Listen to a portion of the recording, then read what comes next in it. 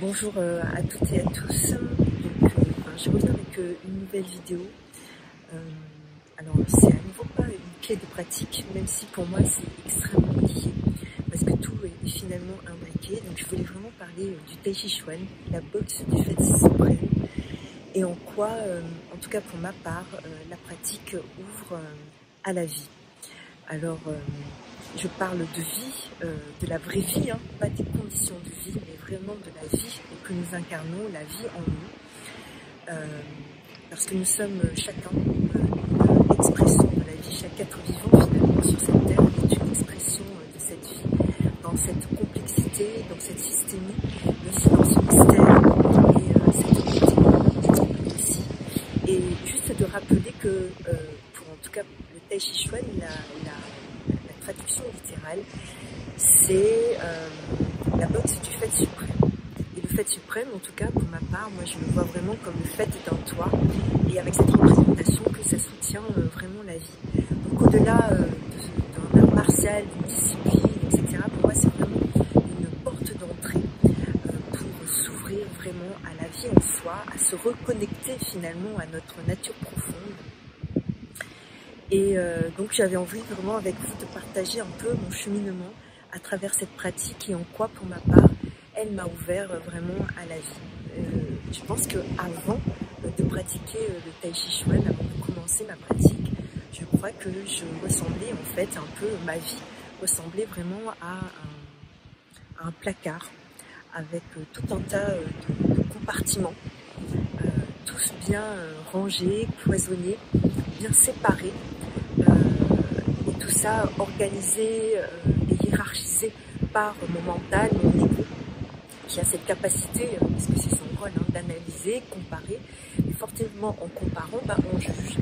Donc en fonction des jugements et des critères de jugement, eh bien on classe ceci dans telle case, telle personne dans telle case, voire même aussi on éteint aussi des cases, c'est-à-dire on les crache, on met à la poubelle, ça ne nous sert pas, ou on éteint parce que ça ne correspond pas, et où on ne veut pas en entendre parler, on s'éloigne vraiment de ces parts-là. Donc ça ressemblait vraiment à un placard. Ma vie ressemblait à ça. Bien sûr, j'étais complètement identifiée à mon mental, à mon ego et à ce placard. On sait bien, lorsqu'on compare, on juge, mais on ne juge pas finalement l'autre. On juge l'autre pour mieux se définir. Et en tout cas pour le mental, c'est mieux se définir lui, puisque il ne sait pas qui il est. Et bien entendu, dans cette organisation où j'étais complètement identifiée à ce placard et puis à tous ces compartiments, tous bien compartimentés et bien cloisonnés, bien divisés les uns des autres, et bien forcément, lorsque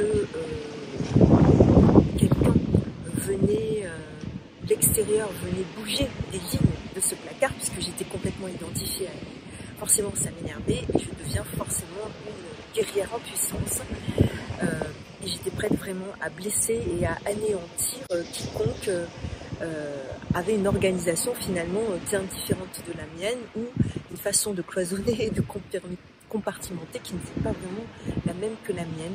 Bien entendu, on compartimente en fonction de différents critères, ceux de mon ego, de mon mental, mais donc forcément aussi de mes émotions, auxquelles j'étais complètement identifiée. Mais lorsque j'ai commencé la pratique, alors que j'ai commencé à marcher, à m'appuyer vraiment sur cette terre, et quelque part à sortir de terre, j'ai vu qu'il y avait un ciel au-dessus de moi et aussi un horizon. Et si je dois le comparer à quelque chose, ça ressemble vraiment à comme lorsque un avion décolle et que petit à petit, en fait, on prend de la hauteur. Et avec cette hauteur, les lignes de ce placard, on voit le placard, mais on voit qu'il y a autre chose au-dessus du placard, et que ces lignes qui étaient cloisonnantes et qui séparaient les choses, les compartiments, c'est plus des lignes qui permettent de discerner des différences. Et quand on prend de la hauteur, forcément, on voit que c'est une forme de mosaïque, quelque chose qui est assez cohérent, en fait, quelque part. Mais pour rien au monde, quand on est en hauteur, on a envie d'enlever une partie de la mosaïque que d'une autre, parce que ça fait partie d'un ensemble, en plus, qui est très joli. Et c'est ainsi, en fait, que petit à petit, je crois que à l'intérieur de moi aussi, c'est pas ça, parce que ça va avec la pratique, qu'en même temps que je ressentais l'unité de mon mouvement, c'est-à-dire que les bras ne bougeaient plus à part, moi à part en tout cas de mon tronc, et que tout commençait un peu je commençais à ressentir cette unité dans le mouvement. J'ai commencé aussi à voir quelque chose comme, ou à percevoir en tout cas, quelque chose de plus embrassant, quelque chose, voilà, de cette mosaïque un peu aérienne en fait, où on embrasse plus qu'on sépare les choses. C'est vraiment un mouvement dans une verticalité, ça se fait au fur et à mesure, je pense aussi que je me redressais et donc que je grandissais avec ça, et bien cette idée aussi de présence, puisque avec les pieds qui ont plus de présence en fait au niveau du sol en termes d'appui, les déplacements aussi qui étaient beaucoup plus précis. Il y avait vraiment cette idée de je me redresse dans cette verticalité, ici dans l'espace et maintenant dans le temps, avec une forme de densité aussi, où j'avais vraiment l'impression d'être là, et en tout cas moins dispersée et moins éparpillée. Si je dois parler de densité, c'est vraiment ça. Donc cette idée d'embrasser vraiment les choses, de les voir plus comme une mosaïque. De fait, l'autre devenait moins quelque chose auquel je m'oppose, mais plutôt quelque chose avec qui je suis, et moins contre. Voilà, c'est vraiment ça, et avec cette idée d'embrasser. Et petit à petit, forcément, ça m'a fait arriver à cela, que l'expérience n'éclaire que le chemin parcouru. Et il s'agit bien de notre chemin, de mon chemin à moi, et qu'à aucun moment il n'est possible de pouvoir... c'est mon expérience, donc elle m'appartient, et ça ne peut pas être celle des autres. Et l'expérience ne peut éclairer que mon propre chemin, sachant que c'est un chemin et c'est une expression de la vie. Pour autant, ce n'est pas le seul chemin. Ça veut dire que petit à petit aussi, c'est de reconnaître que le chemin, les expériences, les vies de chacun nous appartiennent à chacun, et qu'il est absolument impossible de les comparer. C'est incomparable. Parce que dès que l'on compare, à travers le mental, en plus si on y est identifié, eh bien on sépare et on divise encore les choses, et on est toujours en train de se confronter. Ça veut dire que clairement on est toujours en train d'éteindre en fait une part de la vie, puisque si on est chacun une part de la vie, eh bien se confronter à l'autre et le juger, finalement pour mieux se définir, c'est quelque part aussi exclure des façons de penser, des façons de voir, des façons d'être. Il y a des chemins, des expériences qui résonnent forcément plus ou moins avec nos expériences que les autres. Ça ne veut pas dire non plus que voilà, ça résonne plus ou moins, mais pour autant, ça ne veut pas dire que ça n'existe pas et que c'est faux. Vous voyez, il y a cette idée aussi de faux, de bien, qui a raison, qui a tort. Ça n'a en vrai aucun sens. Si on est vraiment dans cette idée que dans la pratique, on se redresse, qu'on prend de la hauteur, et du point de vue vraiment de cette hauteur, qu'on arrive effectivement à embrasser cette mosaïque de différences, ça n'a aucun sens en fait de comparer, parce que c'est pas comparable. Vous voyez ce que je veux dire? Lorsqu'on est en haut dans un paysage, dans cette mosaïque, on compare plus en fait. On est dans vraiment cette idée d'embrasser. Et pour ma part, c'est vraiment ce à quoi ça m'a ouvert. Ça m'a ouvert en fait à reconnaître cette complexité de la vie dans les différences. Les différences dans le discernement en fait, que ces lignes ne sont pas des frontières qui séparent et qui cloisonnent, mais c'est vraiment des lignes qui permettent de discerner des différences, des nuances, et qui font vraiment toute la richesse en fait de la vie. Et avec cette idée d'embrasser. Alors, bien sûr, ce mouvement n'est pas linéaire. Ça ne veut pas dire que, à un moment donné, comme un avion, je ne redescends pas et je me retrouve à nouveau à me confronter avec mes petits compartiments et ma vision très cloisonnée et étroite finalement des choses. Mais ce sont des itérations. C'est-à-dire que, au fur et à mesure que l'on grandit, à un moment donné, je pense qu'on stabilise un peu notre hauteur. Et à un moment donné, eh bien, on voit de plus en plus souvent cette idée d'embrasser la mosaïque de ces différences en fait. Et en tout cas d'avoir la conscience, quelque part en background, qu'il n'y a rien qui nous cloisonne, que c'est juste une nuance, comme une nuance de gris ou une nuance dans les couleurs. Il ne viendrait pas à l'idée d'effacer les couleurs, voilà, d'un arc-en-ciel par exemple. Toutes elles existent et c'est ça aussi qui fait toute la beauté et la richesse en fait. Vous voyez ce que je veux dire? Voilà, et ça m'a vraiment emmené à voir vraiment cette complexité, mais déjà en moi, où effectivement nous avons nos parts d'ombre et nos parts de lumière, et c'est petit à petit d'embrasser toutes ces parts en soi, de les reconnaître. C'est certainement la chose la plus difficile, parce que du point de l'ego qui juge, eh bien il y a des choses qu'on n'aime pas chez soi et qu'on éteint et même qu'on ne veut pas voir, voire qu'on ne reconnaît pas, de reconnaître nos ombres, nos lumières. Je crois que c'est ça, quelque part, ce à quoi ouvre aussi le Tai Chi. C'est vraiment, dans cette pratique, c'est de pouvoir, vous voyez, c'est un art martial, on dit interne, c'est d'avoir ce regard qui est vraiment tourné sur soi, de reconnaître cette vie en soi, parce qu'au bout d'un moment, on bouge effectivement dans une unité, on ressent quelque chose qui nous dépasse. Il ne s'agit pas d'expliquer non plus les choses, parce que plus on les explique, et plus on les décortique, et plus je pense on ferme un peu les choses, parce que la vie, c'est pas ça. Le mental a besoin de décortiquer, de classer, de cloisonner, pour pouvoir comprendre les choses. Mais reconnaître la vie en soi, c'est pas la comprendre, c'est juste la reconnaître nos milliers de nuances et de pouvoir les embrasser. Il ne s'agit pas de comprendre, mais juste de les embrasser.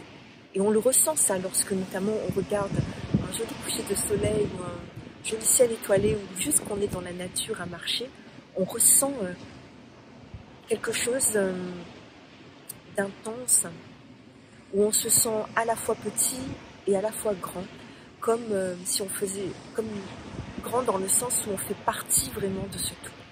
En tout cas, moi, c'est ce que je ressens quand je suis dans la nature. Je me sens faire partie de ça. Petite, mais grande à la fois. Et je trouve ça assez incroyable et merveilleux. Et quelque part, dans la pratique, c'est aussi ce que je ressens et ce à quoi elle m'ouvre. Elle m'ouvre à ressentir cette vie en moi que j'incarne. Et avec cette idée d'embrasser finalement quelque chose qui me dépasse, qui est vraiment plus grand que moi.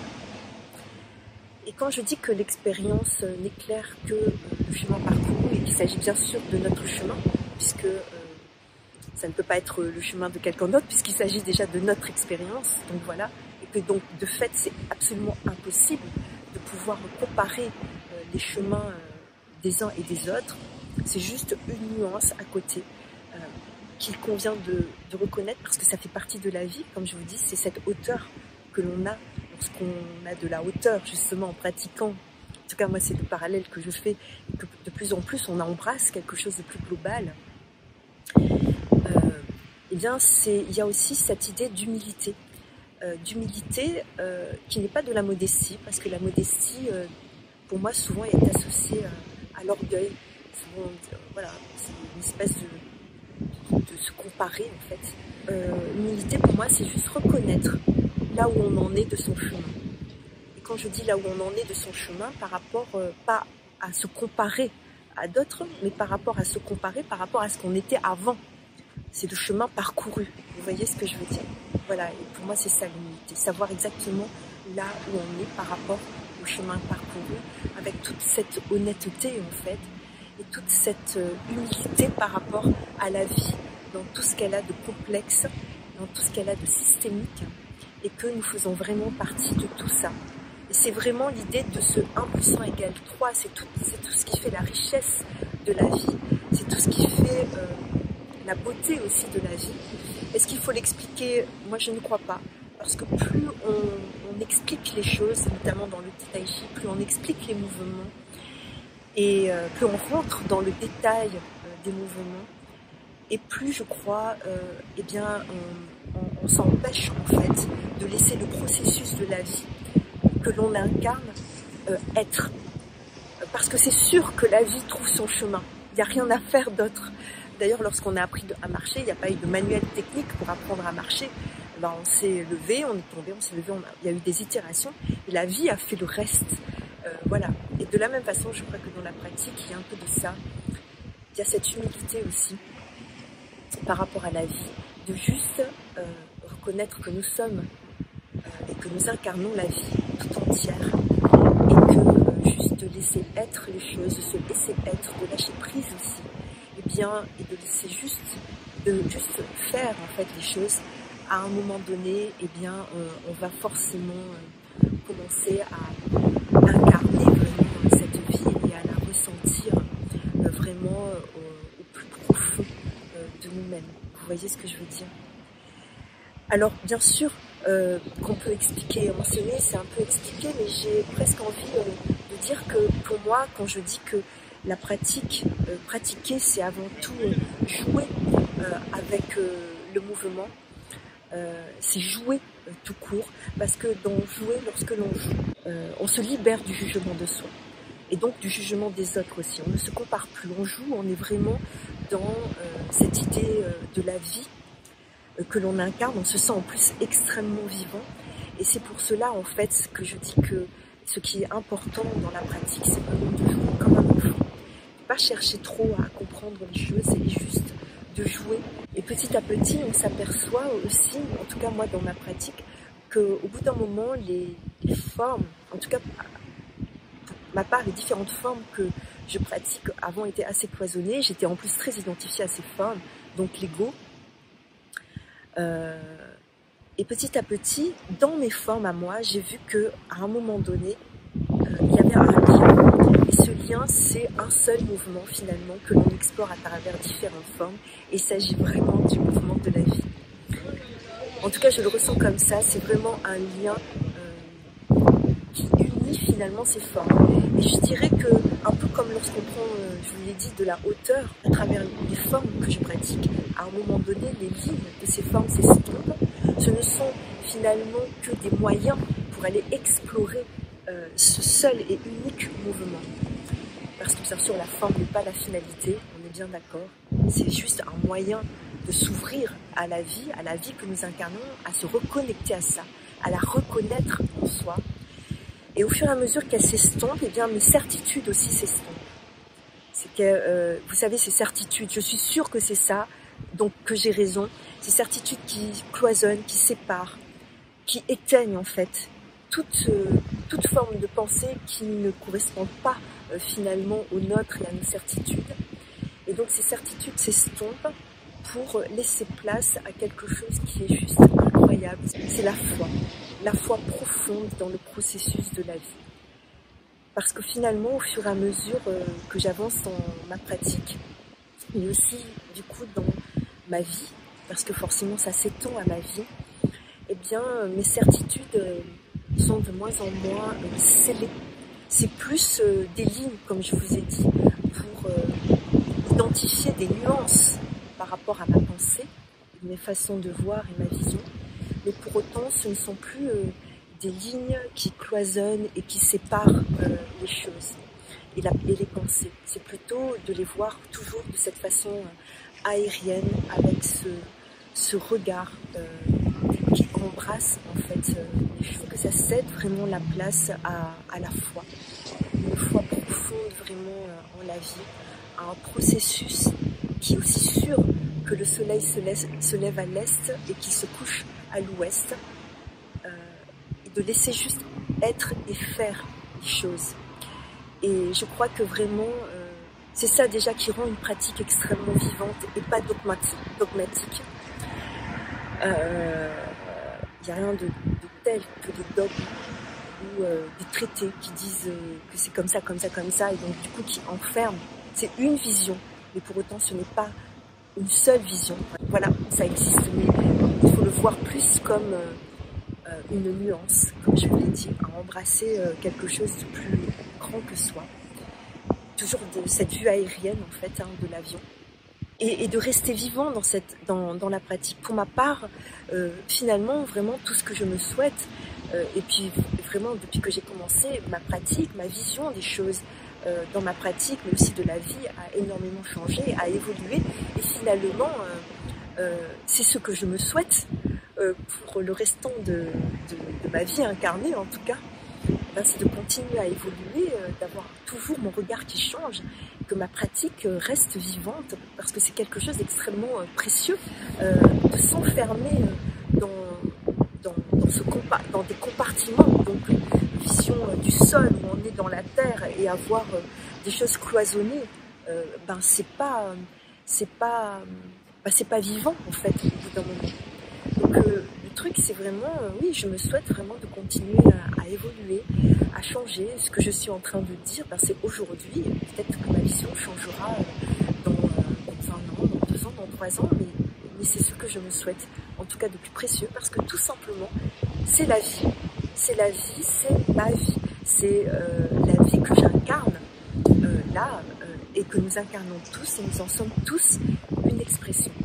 Il n'y a de permanent que le changement, dans ce sens-là, que c'est la vie que nous incarnons. J'étais au parc, je pratiquais donc au parc, et là il y avait des collégiens qui étaient là, une dizaine de collégiens, dont un qui pratiquait les arts martiaux et qui m'a demandé ce que je pratiquais. Donc je lui ai dit que c'était du Tai Chi Chuan. Comme ils ne savaient pas ce que c'était, au lieu de leur dire qu'est-ce que c'était pour moi le Tai Chi Chuan, je leur ai posé la question, pour vous, qu'est-ce qui est le plus important? Est-ce que c'est que vous soyez déstabilisé ou que quelqu'un vous déstabilise? Ils m'ont dit, mais enfin madame, c'est la même chose, ce que vous dites. Et il y a une d'entre eux, qui a saisi la nuance. Je ne vais pas donner la réponse, ma réponse, c'est qu'elle m'a répondu. Je vais vous laisser vous y répondre. Et juste de préciser qu'il n'y a pas de bonne ou mauvaise réponse. On est d'accord, si on est vraiment dans cette idée d'embrasser les choses, c'est pas possible. Mais c'est juste que, en fonction de la réponse, vous ne manifestez absolument pas la même chose.